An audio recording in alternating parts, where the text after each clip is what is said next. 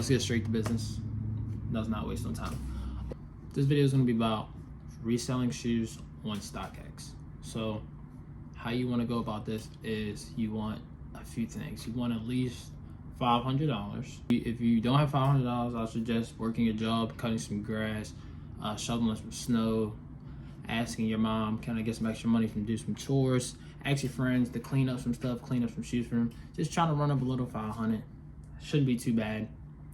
In this type of economy, you know, 500 is like $1. I'm not saying that if you don't have 500, you're not doing something right.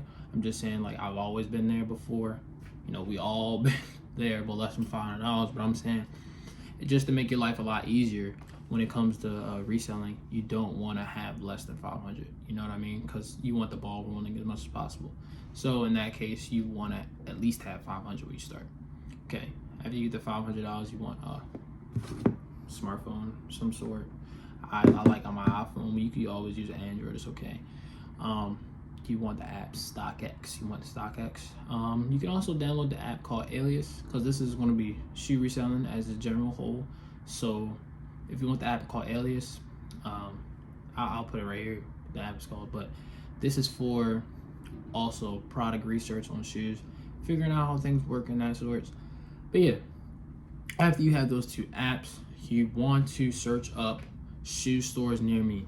Now, you want to search up stores like Snipes, Foot Locker, DTLR, Nike outlets. You can also do a little bit of Marshalls. When I was first coming up, I actually made a lot of money out of Marshalls, just, you know, scanning stuff. So get all those stores near you and find a way to get out there, get out to the stores. Now, if you don't have transportation, I'm going to cover that a little bit later. Like, if you can't go nowhere, you're just stuck in a crib, I can explain that a little bit later. But okay, figure out where all those stores are, and you want to know what's the closest, and you want to start getting in them stores. So once you start getting in them stores, you want to also say hi, announce yourself as soon as you walk in, because I know there's going to be people walking up to you like, oh, do you need anything? Like, do you need help today? Always be like, nah, I'm just looking around right now, but I'll let you know if I need something. So tell them that, but don't not speak. You know, don't be a guy or girl that comes in, doesn't speak, doesn't greet themselves, because also this is really crucial to your business. So after you introduce yourself, you'll be like, oh, I'm just looking around. Then start scanning stuff. So I, per se, will go for like Nikes, Air Maxes. You can go for New Balance shoes. You can go for Jordans. The main thing you want to focus on at this point is price point, and also getting your knowledge of what shoes sell for and what they don't sell for. So back in the day, you know, Panda Dunks, they used to sell for $300, $400. It was crazy. Now they're only selling for $80, and they're on sale at a lot of stores. So markets change. You want to keep being in the loop of what's changing, what's not changing. So do your research, figure out what is what. And I always say, go for sales shoes. Sales shoes will never go out of style, because imagine a shoe retails for $160, right? It's on sale for $80. Now, I'm not saying that it's going to be selling for $80 everywhere you go. That's why you take advantage of when you see it on sale. I'm just saying that if a shoe retails for $160 and you can buy it for $80 because it's on sale, nobody will have a problem paying $120 for the item. Why? Because the original retail price is $160, and $120 is still less than retail, but more than what you paid. So you're making a profit, and you're also making the buyer happy. That's that mutual benefit that you want to have. You don't want to sell them fake items, because look, there's no mutual benefit there. You know, you sell them a fake item, and you don't want to sell them something for like 300 times what you paid, like, you know, how it used to be back in the day, like $500 Jordans, because, like, you know, those Jordans are not nowhere near worth that much. So if you meet them in the middle and you give them a good deal, but you're still making a little buck, they'll respect you way much more, and those type of clients will always, you know, keep coming. And also, you're selling on StockX and Alias, so you don't have to really worry about your consumer base. Your consumer base is already predetermined based on data. Figure out shoes like that. Go by price points, and just try to go as many stores as you can per day to just get your feet wet. And, you know, you just want to keep exploring, figuring things out, that sort.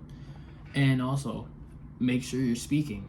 This is crucial, because I always tell people those connections go get you a long way. So if you can talk to a manager or a worker or somebody of that sort, and you can get in contact with them like, yo, bro, I'm actually looking for these type of shoes. Can you just send me when you get sales shoes? And they can send you pictures and stuff like that. And you know, you don't have to waste your time by not going in there. You know, you want to be as efficient as possible when you're growing, and you want to know like what's good and what's not good, and you know, you want to know, oh, if they got this today, I'm gonna go there first, because the manager called you, was like, yo, I got these in the flowers, 8.5, blah blah blah. You just pull up, you know, and just be nice. Just give them like a little $10 every now and then, or just give them buy them lunch or something. Like, you know, just give them little incentives to make them want to talk to you more, because they have nothing to lose by not talking to you, right? But if you're their friend, you know, they can benefit you way more than you benefit them, right? So, and also, you know, employees do get discounts. So if you can get them to buy a shoe for you, and you know, you can buy it off of them for whatever price they paid, and you just give them a little bit on top, you can make more money. You know, you can accrue more, you know, interest off of that bond. I'm not saying, you know, use them, but like, it's a mutual thing. You could pay them, and then they're making you more money. So it's like, it's a hand-in-hand thing. So it's pretty mutual bond there. You also want to, you know, just keep visiting stores. Just be consistent with everything, because like, yes, some days are going to be slow, some days are going to be dry, some days are going to be a lot better than others. I'm not going to say every day should be a thing. And also, I recommend this to people that's really not having a lot of money yet. I mean, when you get past that 10K mark, I feel like you should start tapping into a different hustle. But if you have less than 10K or less than 5K, or less than 1K, I feel like reselling is a really, really good hobby and a really good hustle to have. But yeah, like I was mentioning before, if you're somebody that cannot leave the house whatsoever, you have no transportation, you're like 13, 14, 12, can't drive, your mom's not trying to take you anywhere, you can also source shoes online. So like I said, all those stores I mentioned before, Snipes, DTLR, Nike, you can use those sites to actually buy shoes online. Now, this is a little bit harder, and I would also recommend you join a cook group of some sort. So I'm in this cook group named Pure Profits. I can put it right here. But I also was in this group called Brick. I forget what it's called. Something Brick Flip something. I'll put it right here. But I was paying like $100 a month, and it would make me about $1,000 a week, as long as you're active enough buying links. But that's for people that have more money to spend, because it's like lower margin, but you know, you entry more. So I'm saying, if you don't have a lot of money, you want to be the person that gets on foot and start going to these stores, you know, just buying what you can. But if you are on a different type of scale, I'd say that online could be better for you, or you can't leave the house, just buy a little bit of shoes online. You won't make as much per pair, but you could definitely automate it, because you get the shoes shipped to your house and you can ship them back out. You know, it's a beautiful business module. It's just a little bit different in terms of profit margin. So that's something you want to focus on. But yeah, in terms of reselling, that is my main key steps of how to actually start up your reselling business.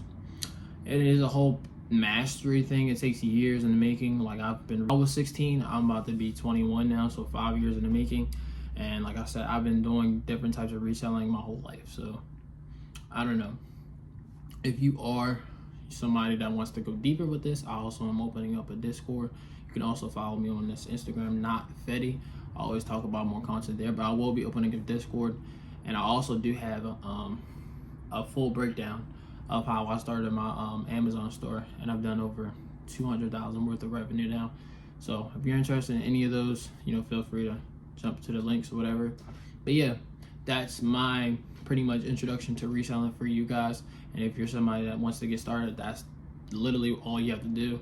You can start as soon as tomorrow or today if you're seeing this early. But yeah, if you have any more questions, please comment below. I will be probably making a follow-up video to this, maybe like a part 2, or maybe like a, you know, deeper in-depth course. But yeah, I mean, that should be it for y'all. So y'all take it easy, and I'll catch you on the next video. Thank you.